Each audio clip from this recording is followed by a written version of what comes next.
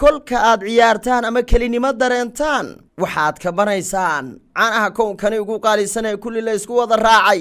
hadda waalis caanaha tirtira uruqaha jirkii calooshay galaan cudur kuma fufo caanaha tirtira waalis